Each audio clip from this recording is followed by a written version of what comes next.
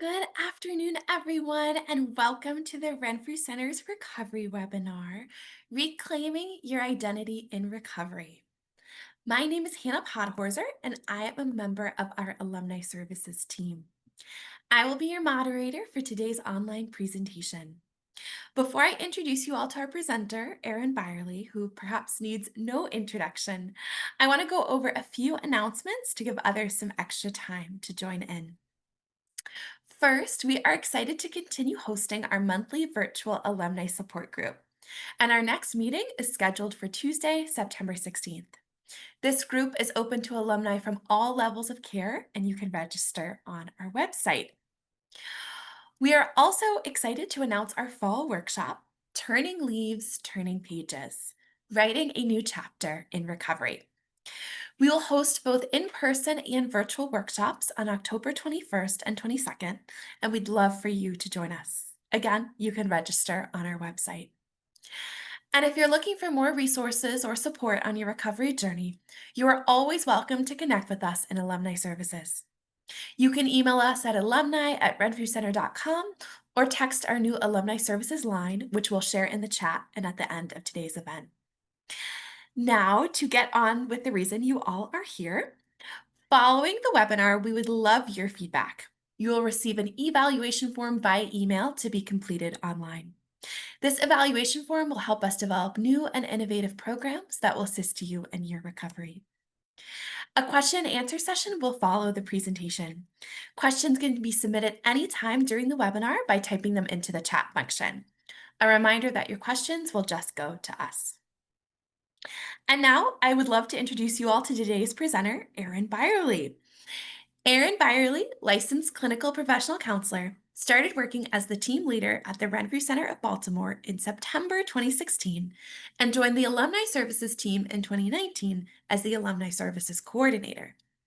Prior to joining Renfrew, Erin had worked in private practice as well as inpatient, partial, and intensive outpatient levels of care.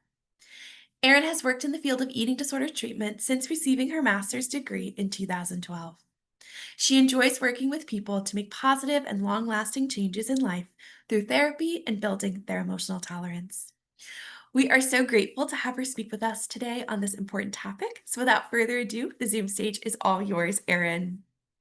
Thank you very much, Hannah. I am very excited to be with you all today and talking about this topic of reclaiming your identity in recovery.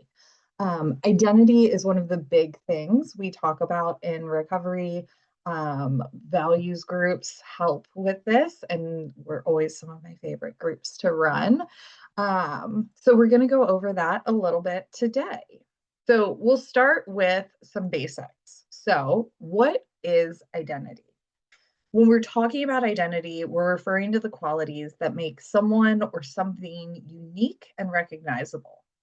It encompasses both personal characteristics, beliefs, social roles, and it can also include the self concept a person develops to understand themselves or the specific set of qualities that distinguishes a person or thing from other people and things.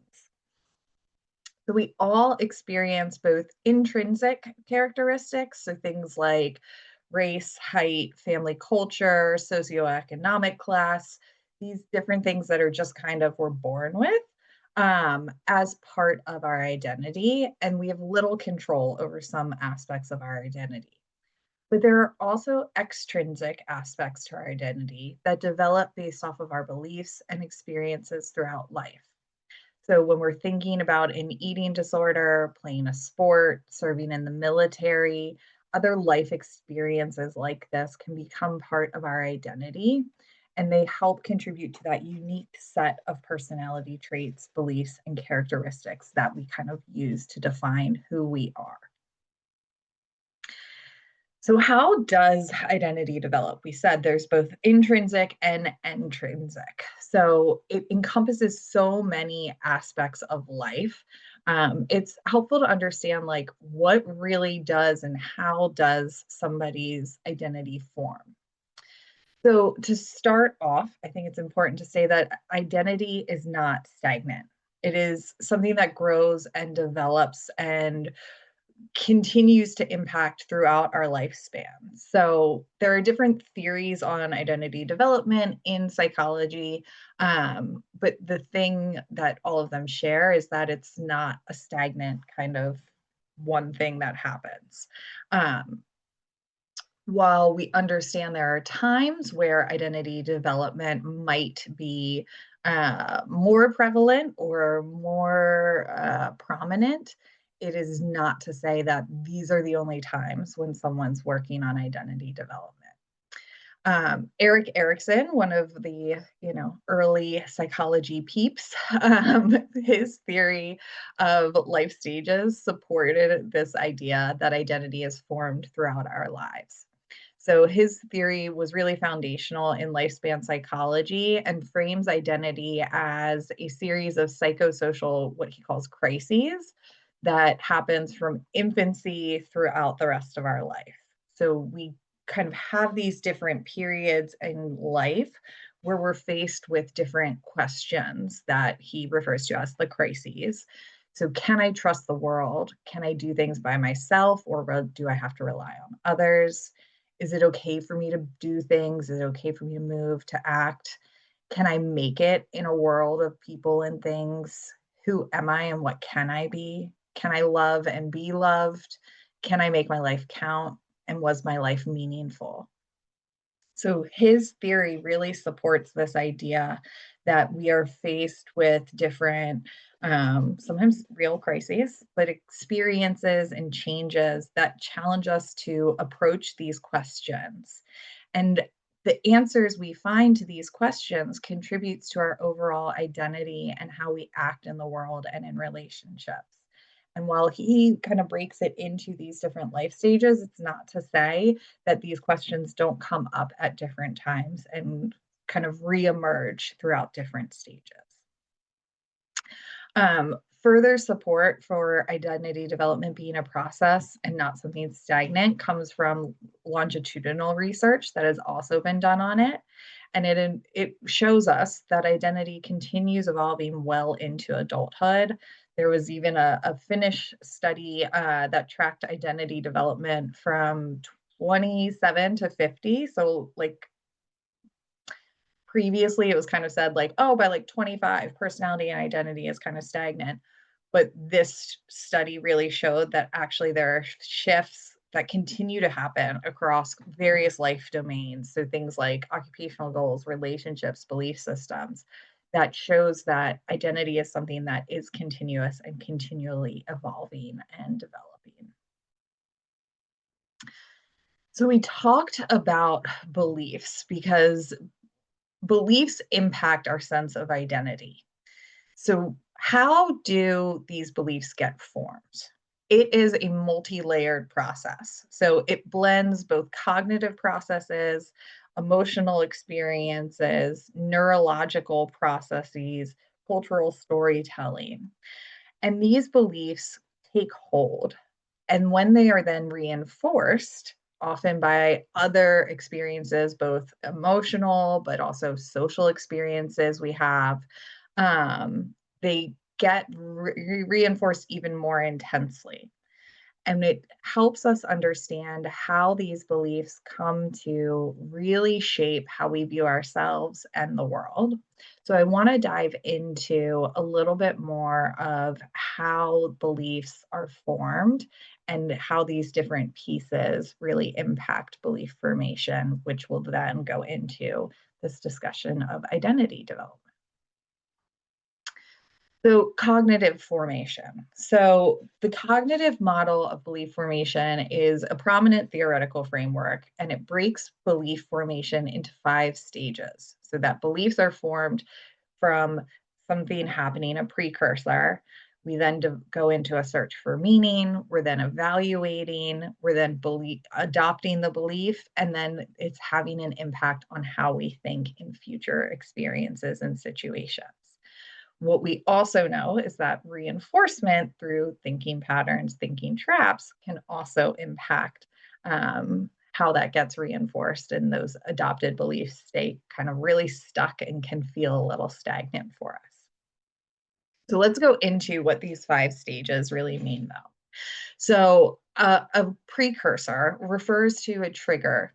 This can be an unexpected event, an expected event. It can be just sensory input. It can be a social message. It can be reflection and introspection. But this is what initiates the process. From there, we search for meaning.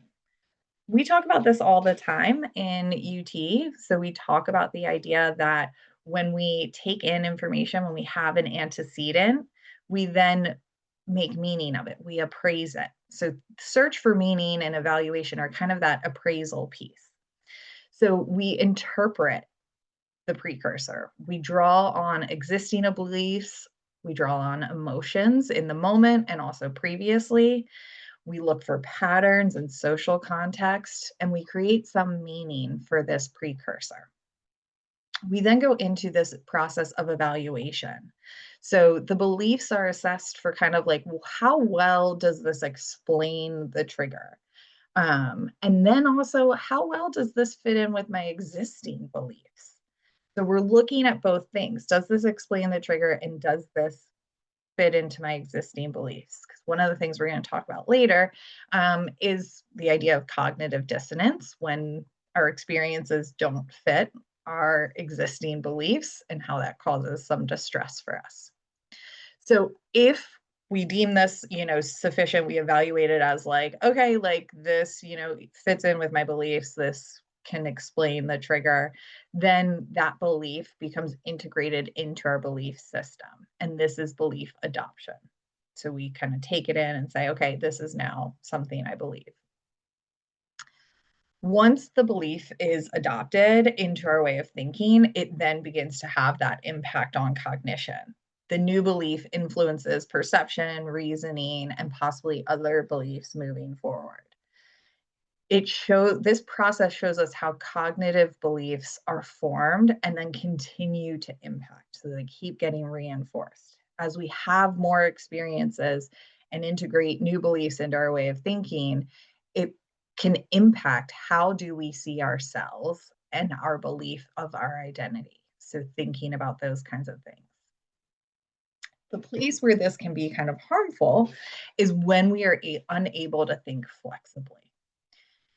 We can't view ourselves through the many different facets of who we are and what makes us up. This happens a lot with the eating disorder, feeling like this is who I am. And all the information that comes in, the search for meaning piece kind of gets skewed by that idea and by the eating disorder. And then we adopt beliefs that fit into that. So thinking traps that form the same way the rest of our cognitions form end up reinforcing and keeping that inflexible view of who we are. We can also experience confirmation bias where we are paying more attention to what we've already experienced or believed. We kind of pick out those pieces of information and focus more on that. And we also find it easier to remember the more emotionally charged or really vivid examples that in the past have kind of reinforced those beliefs more than the actual information in the moment. So if we're having an intense emotional reaction in the present that feels similar to past experiences where maybe beliefs were present, that kind of feels more intense in that moment and feels like, oh, yeah, this is the same as the last time this thing happened. And that belief again comes up and impacts how we um, respond in that moment, even if it doesn't totally match with the actual information we have. It can also lead to us perceiving connections between unrelated things as the way to kind of make meaning of the experience. So we kind of pull out two things that are kind of unrelated, but maybe feel similar and say, okay, yep, no, this means the same thing. This whole experience of kind of thinking traps, cognitive distortions, cognitive confirmation bias, along with the fact that evidence that disproves a belief can actually end up strengthening the belief because we want to avoid cognitive dissonance, that discomfort when what we think isn't true, really can keep us stuck and feeling inflexible. You can kind of think about somebody that believes kind of like a conspiracy theory or has a really intense belief, and how difficult it can be to find information that they can actually take in, and see the difference. So it's important for us to understand how beliefs are formed. It is just as important to also understand that it's important to allow ourselves to have new beliefs, to take in information that's different, because that flexibility of being able to take in new information is what helps us continue to grow and develop in our identity. But understanding this cognitive kind of process of how beliefs come to impact us and come to be kind of core beliefs or even just underlying beliefs can be really helpful.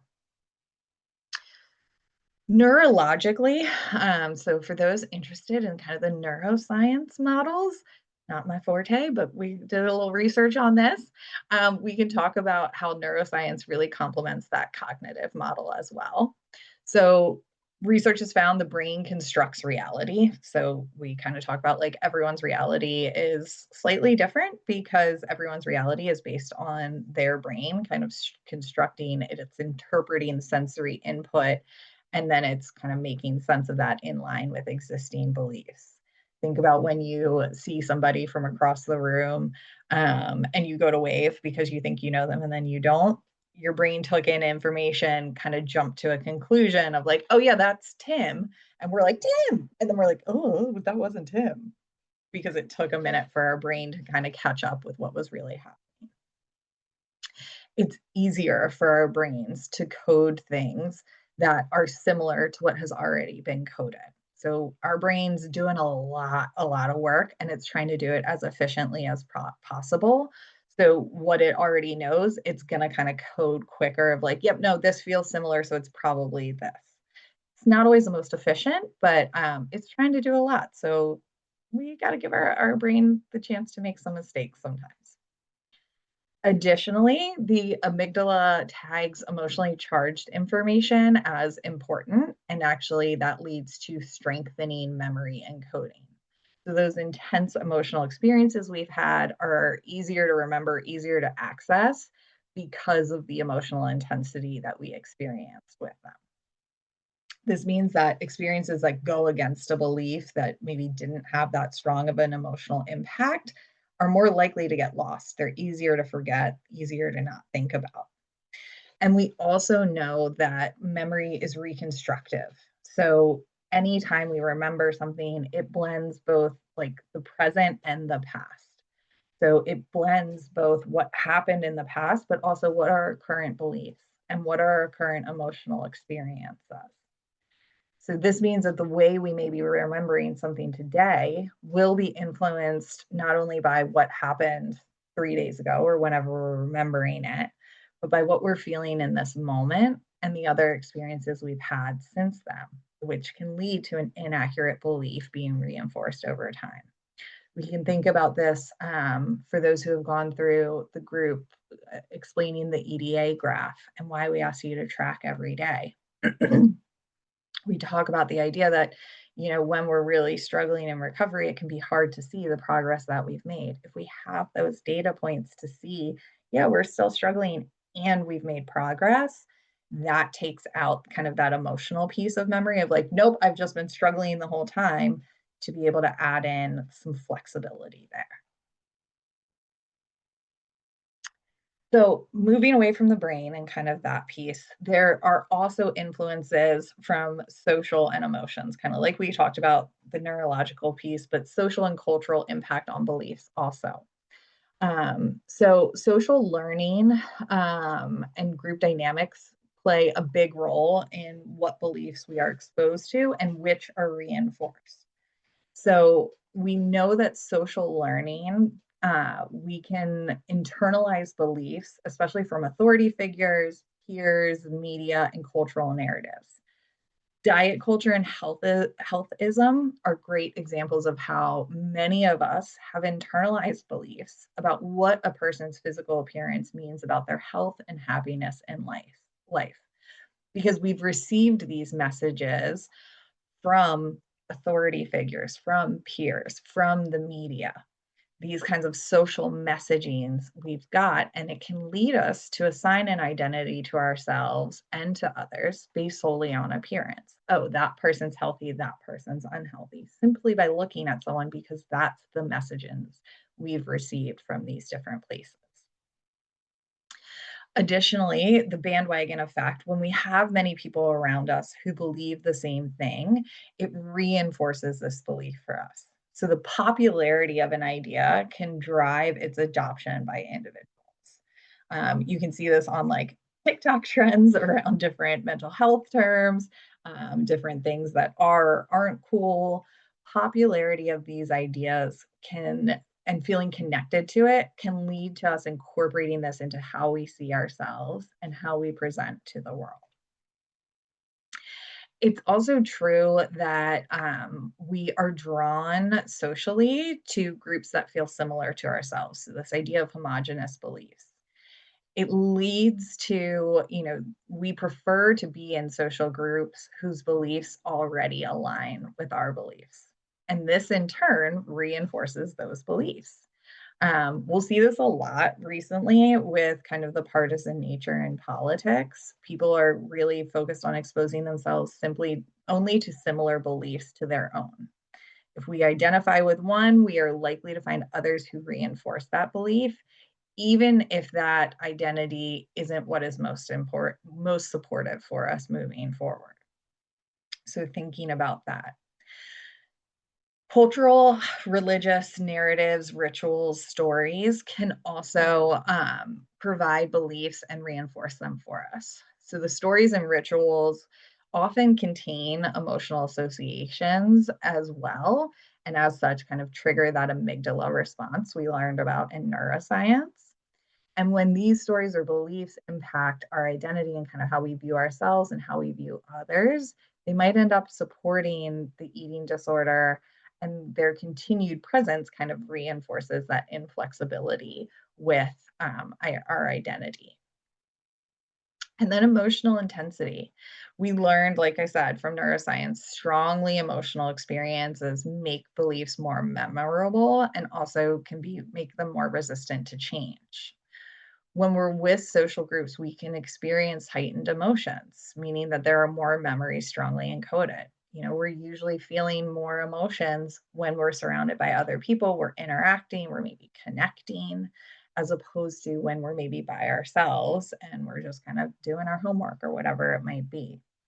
So this means that social experiences that we have can more strongly impact our beliefs and, as such, our identity. So think of the experience of being bullied for the way you eat or look, or somebody else bullying somebody else for the way they eat or look, and how that would then impact your beliefs around what that means for identity, who you are.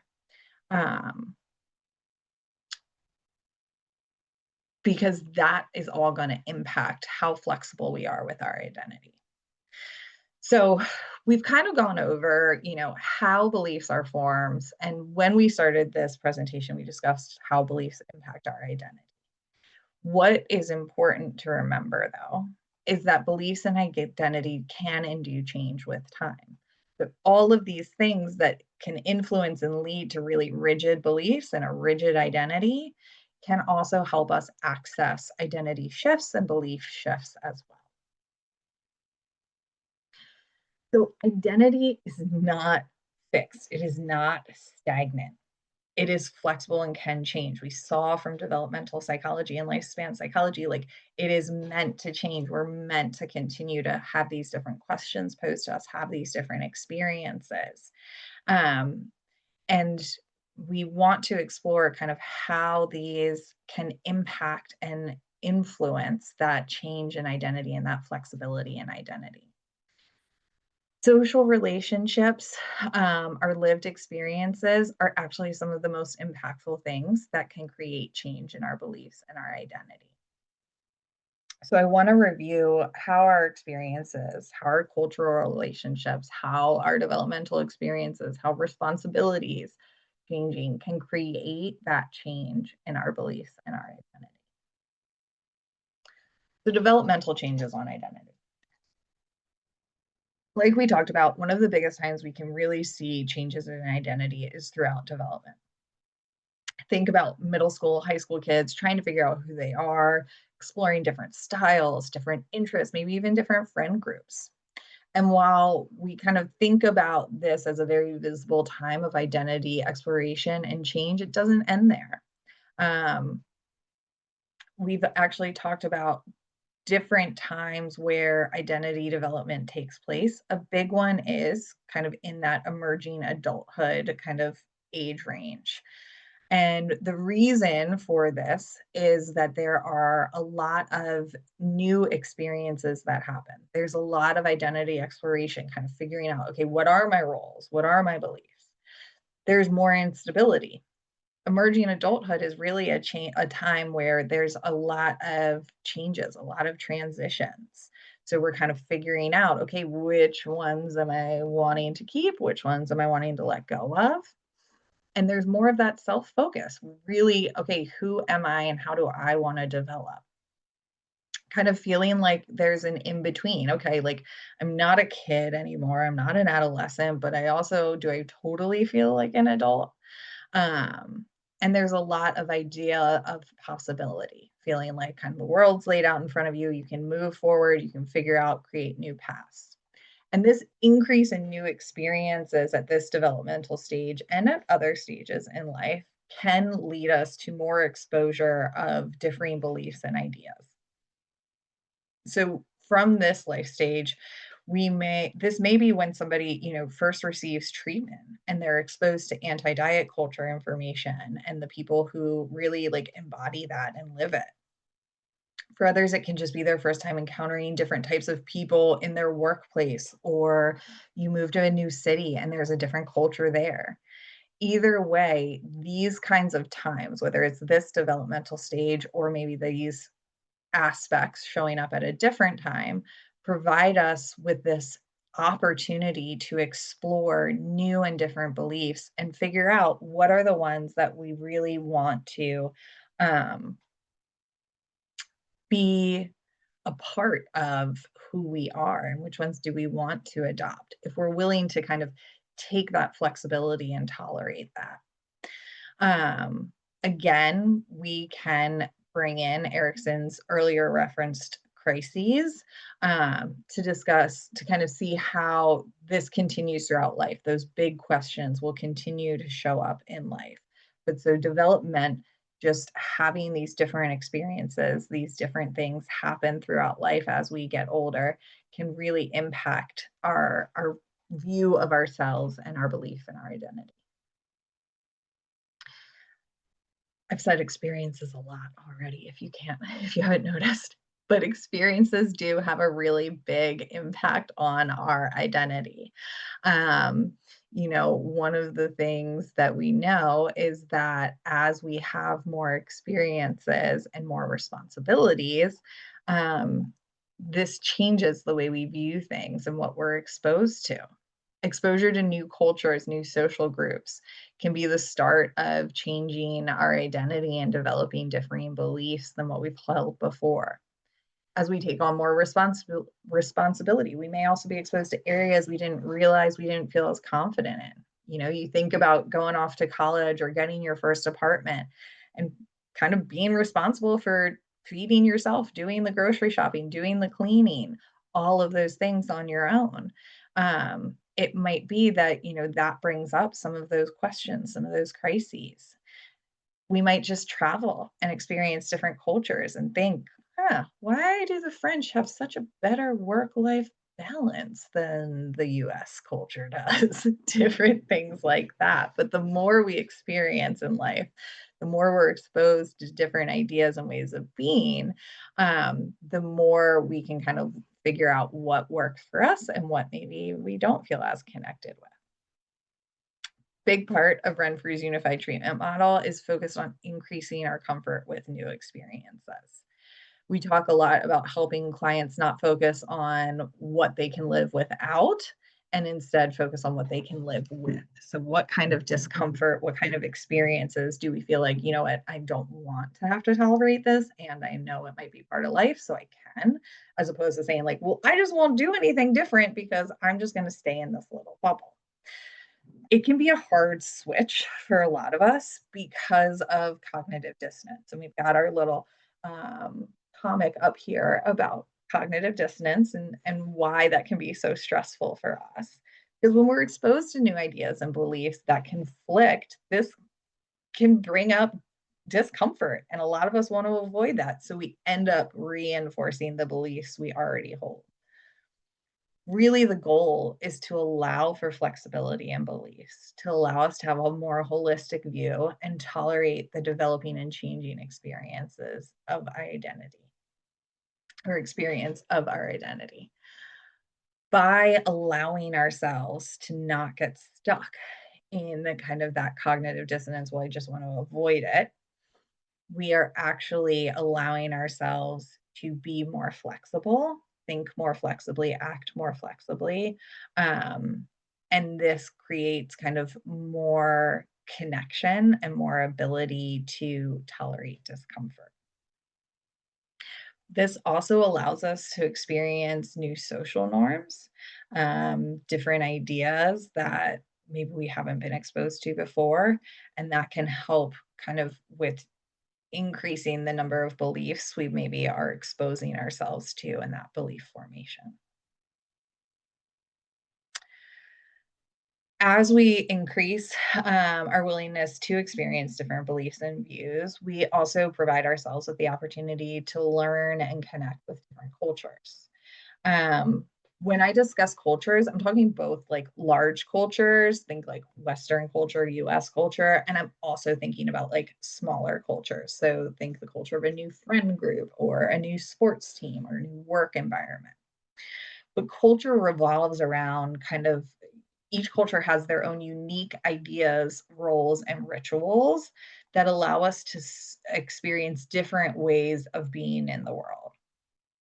The exposure to these different rituals, roles, rules can provide us with the opportunity to look at like which ones feel connected to us and which ones feel like, it's not totally my vibe. This isn't really what I want. But that evaluation process, that exposure, and then kind of looking at it gives us that opportunity to figure out what are the new beliefs we want to adopt, what are the new ideas, and allows our identity to continue to grow and develop as we have new experiences. So, the whole reason I wanted to present on this topic, like I said, is because oftentimes I'm working with people who are starting their recovery journey and questioning who they will be without the eating disorder. That's a question a lot of like, who am I without the eating disorder? Eating disorders provide a sense of identity for many of us as it gives us really concrete rules and beliefs to hold on to. Well, these are the things. We talk about it being very all or nothing. It's very concrete. There's not a ton of flexibility. The problem with that is that the eating disorder identity doesn't allow for flexibility and change in the ways we need it to have that natural growth and development throughout our life, throughout these different developmental stages. Eating disorder identities are stagnant. You're either following the rules or you aren't. And if you aren't, you're doing something wrong. And this inhibits the natural process of growth and development of our identity. And it is a necessary part of life. So, what we really want to do is we want to work on increasing that flexibility because the eating disorder's impact on identity is it's got to stay the same. I am the fit friend. I am the one that's always on a diet. I am the one that meets societal norms. I am whatever it might be.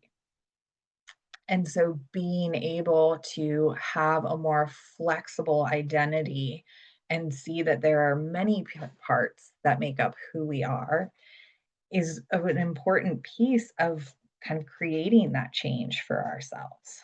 So I want to shift, we've gone over, okay, how are beliefs formed? How do beliefs impact our identity? All of that. And I want to go into a little bit more of how can we create that flexibility um, and allow that change for ourselves. So letting go of the eating disorder identity is not easy. Anybody who's been through treatment heard me say that and was like, yeah, duh.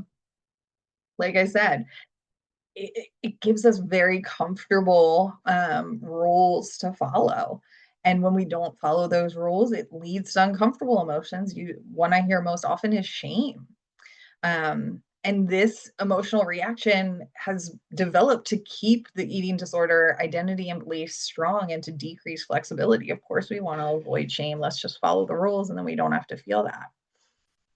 So, a lot of work in treatment and recovery is around learning to tolerate the shame of not following the rules of the eating disorder, practicing incorporating more flexible thinking into, that the ED, very concrete thoughts are already there. We can't get rid of them. Can we incorporate more flexible thoughts?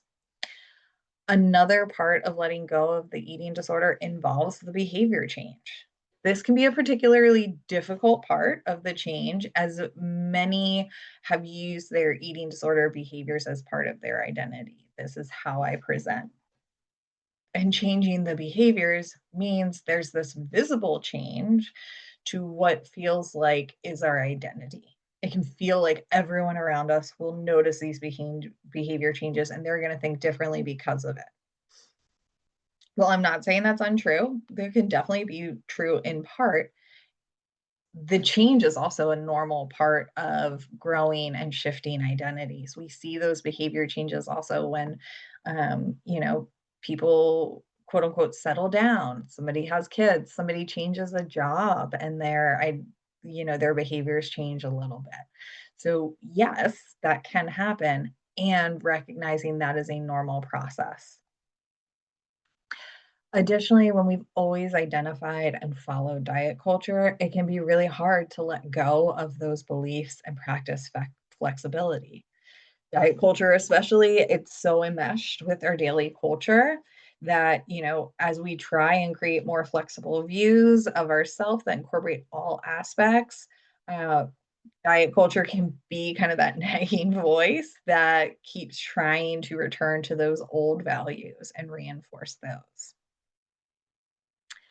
The one spot that can actually be a little bit easier in changing happens with our values. So, values, similar to identity, are not stagnant, they change with time. And they change with experience. And one of the things we often see is that the values we had before the eating disorder don't go away when we're in the eating. Ooh, jumping ahead. Don't go away when we're in the eating disorder, but they do get kind of skewed to support the eating disorder. So we can think about, the value of achievement. We might be someone that, we really valued achievement in our sport. We were really competitive, like we wanted to win, we wanted to achieve. And then something happened. We're not able to play our sport anymore, but we still have that value of achievement.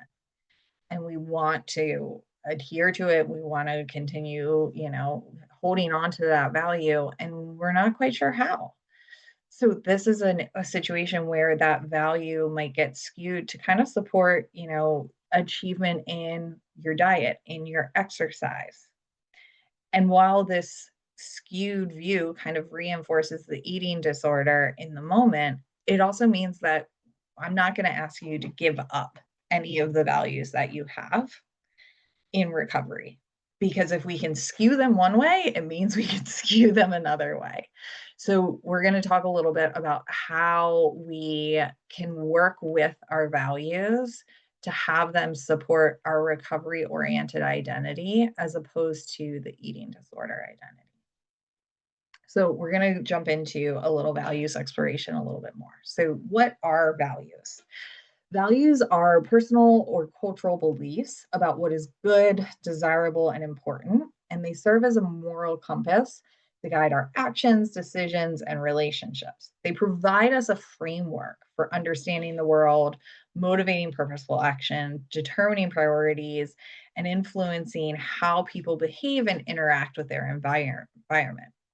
So, values are deeply personal, they're shaped by experience and culture, and they can evolve over time as a person grows. So, values act as an internal principle that motivate and regulate a person's actions and decisions. They're the reason we speed up at the yellow light or slow down at the yellow light. That's a values based decision. And you might notice that it changes depending on the situation. They're also a fundamental part of a person's makeup, contributing to their personality and self perception. And they provide meaning to life by highlighting what is most important to us and helping us kind of live in line with that. By understanding shared values, we also are able to build connections with others, as we're more likely, again, to seek out those with similar values. So, how are values formed? We kind of talked about it before, but similar to identity, they're both internal and external factors that form values. Things like life experiences, stories we've heard, emotions we've felt, all of that impact our values formation. And then behaviors can be used to reinforce those values. So, an example might be you grew up in a family that really valued the environment, and always recycled and composted.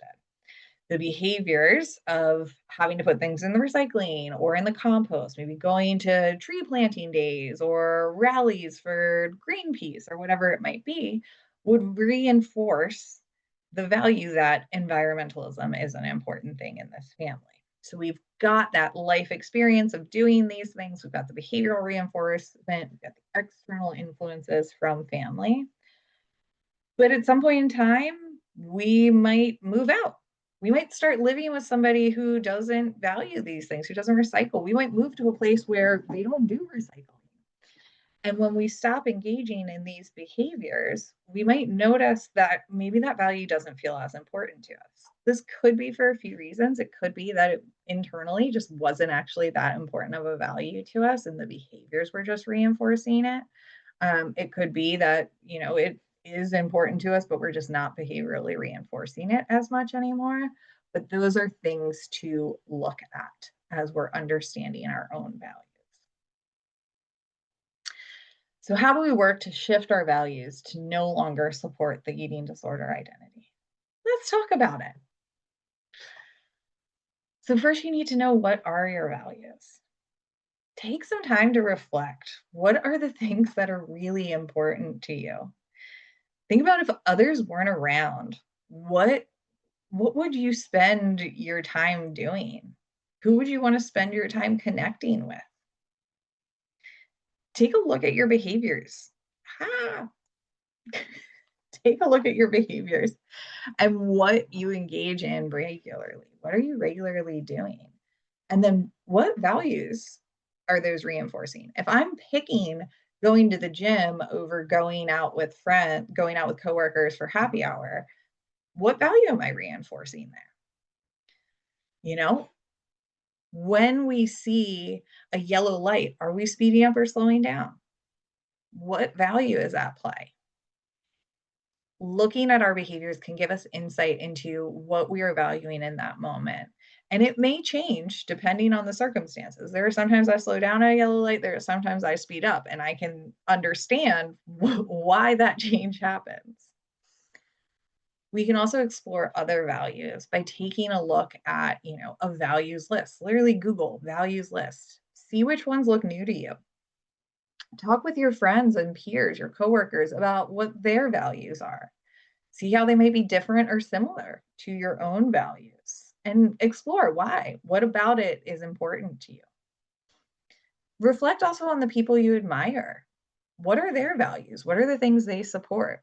What is it about these people that you admire? And are there ways you can connect with those values, or already do? This reflection on values is really helpful in understanding, okay, what is really important to us and what will feel meaningful and fulfilling. Because then we got to ask ourselves, who do you want to be? We get this a lot as kids. When I grow up, I want to be a blank because blank. As we get older, we're not asked that question as much. But that doesn't mean it can't still change. As we understand more about our values, it can start to paint a picture for us of who we want to be. Identity is constructed as a personal life story. It's a coherent narrative drawn from past experiences, present circumstances, future aspirations. And this narrative is meant to evolve over time. As we look towards our recovery and our future, think about, who do you want to be? What kind of person do you want to be? What are the values you want to embody? And then what are the behavioral actions that we could take to reinforce this? If you still have access to your UT manual, you can, there's an activity in there. I think it's in either module 1 or 6 of the birthday speech, where it's kind of looking back what you would want someone to say on like a milestone birthday speech or anniversary speech for you. And then from there, looking at, okay, well, what are the values I want to have be kind of connected with me? So living within our values, when we've done that reflection, we've kind of started to think about, this is who I want to be in recovery. This is the identity I want to be working towards, while understanding it's flexible and change, but like these are the values that feel really important to me.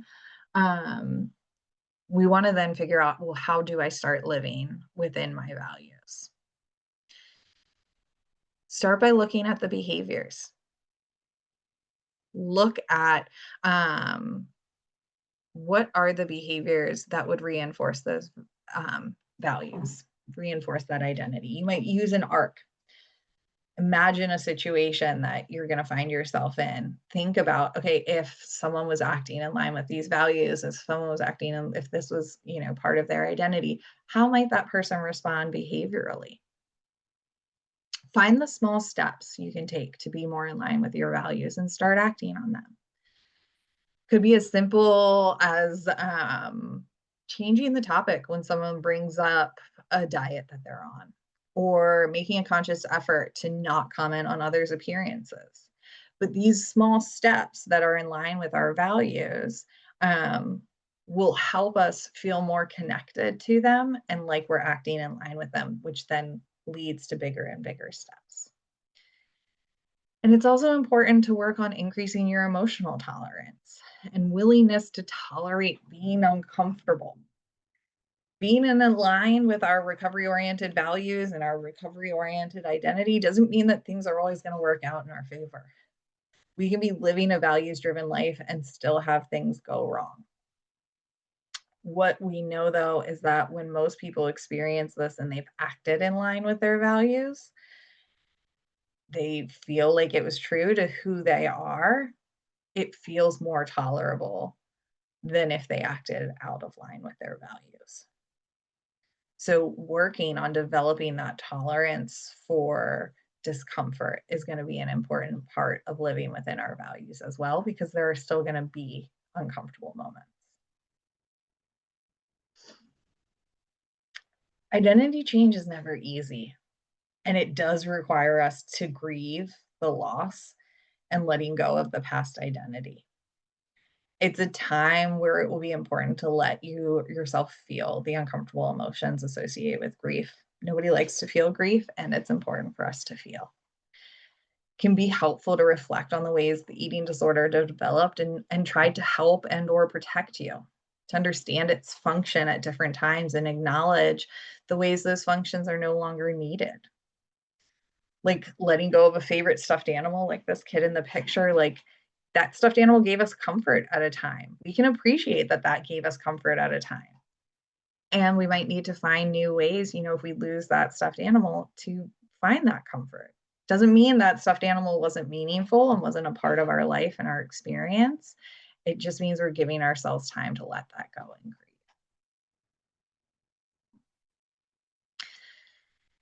Like I said, letting go of the eating disorder identity does not mean it's no longer a part of your life. All of your identities throughout life stay with you as you move forward. Simply because you graduated high school doesn't mean you were never a student. Just because you don't play your sport anymore doesn't mean you weren't or aren't an athlete. We can find meaning and understand how these different identities were important and necessary at a time, but may no longer serve us moving forward. And letting go of the eating disorder identity simply provides us the ability to be more flexible in our views of ourselves. So, thinking about what have I learned from this experience? How can I take that knowledge with me? This was maybe part of my identity, but how do I move forward? Knowing that this will still be a part of me, it'll still be something that I carry with me. And it does not mean it is the only thing that makes up my identity because I'm allowing for that flexibility. And that's really the end of it. Allow for continued flexibility. When we're talking about reclaiming our identity in recovery, we're not talking about like, here's this thing, I picked it up at Renfrew, I got my identity, now I have it and it's stagnant. It's meant to be flexible, it's meant to grow, it's meant to develop. And so when we think about reclaiming our identity, what we're really reclaiming is the flexibility to grow and develop, to change, to not have things be stagnant. My hope is that you allow for that flexibility so that you can continue to grow and change as your world expands and hopefully your experiences multiply. The goal has always been to support people working towards a life that allows for so many more possibilities and experiences than the eating disorder would allow someone to have, because the eating disorder says, here's our circle of acceptable experiences, this is all we're allowed for, because we can live without everything else. And we want you to allow yourselves to say, well, I can live with a lot of stuff. So, really, the big piece when we're thinking about our identity is allowing it to be fluid and flexible as we move forward. And we will end there and take some time for questions. Yes, we will. Thank you, Erin. This has been such a wonderful presentation. And we'll now begin the question and answer portion of the webinar. So if you haven't already, you are welcome to submit any questions by typing them into the chat. A reminder again that we will be the only ones that will see your question. So my first question for you is, Erin, what if I'm not sure what my recovery identity is? I feel like that's a big one. Um, and I also look at it as a really exciting one. Like, we kind of get to decide. We get to explore, we get to um, kind of see what is out there that we're interested in. What are the values that, we want to explore a little bit more, we want to experiment with. And so being able to give yourself the chance to maybe read other people's recovery stories, see what's going on with theirs. Maybe it's just looking at different cultures, different life experiences, and giving yourself that chance to explore. I don't think you have to know what your recovery identity is, because identity is flexible and it does change. So your recovery identity a year into recovery might be very different than your recovery identity 10 years into recovery. And that's okay. It's meant to change and develop. And I think it's really about giving that flexibility to allow yourself to explore. Wonderful. Thank you, Erin. And continuing on this topic of identity, and I think you were kind of alluding to this, what if I feel like my identity is clashing with my culture or with my family? How do we handle that?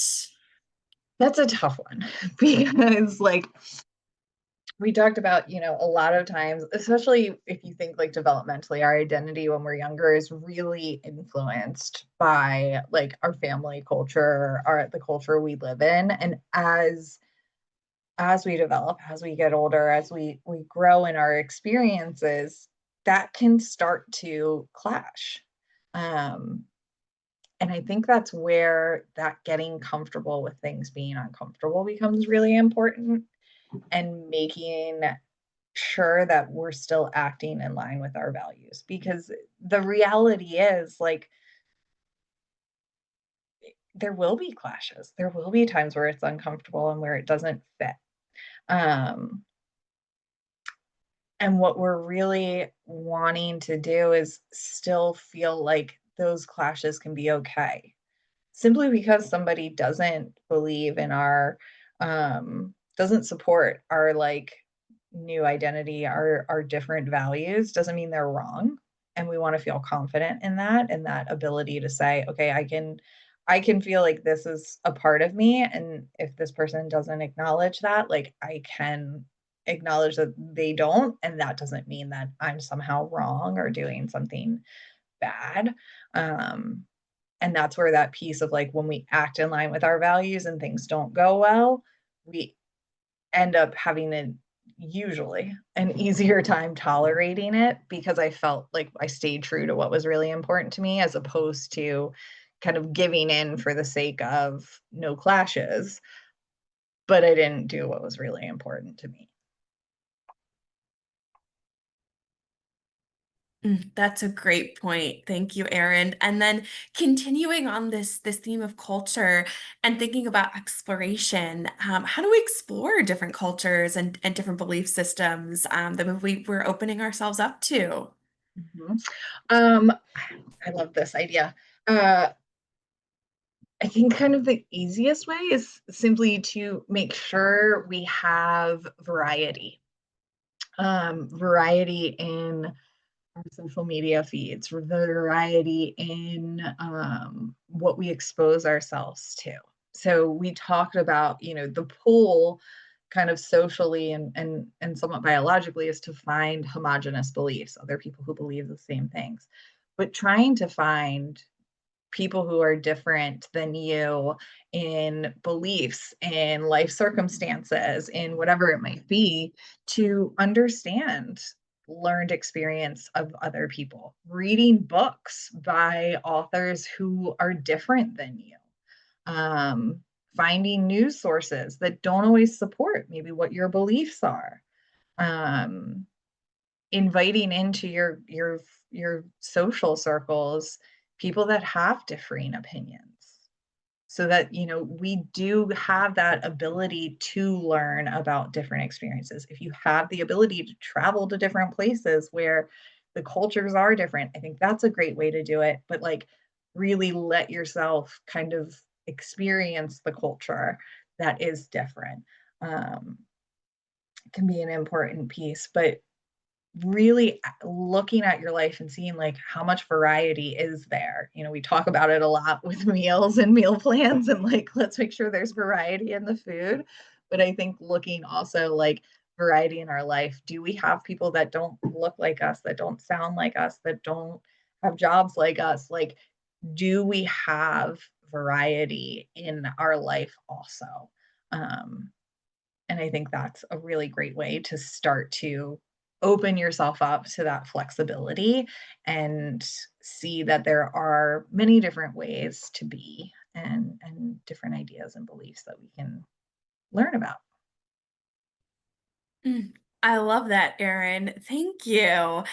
And as we're reaching the top of the hour, this is going to conclude the Q&A portion and the presentation as a whole. Once again, thank you so much, Erin, for sharing your expertise with us today. And on behalf of myself, Erin, and the Renfrew Center, we want to thank you all so much for participating and to have a wonderful day. Thanks, everyone. Bye.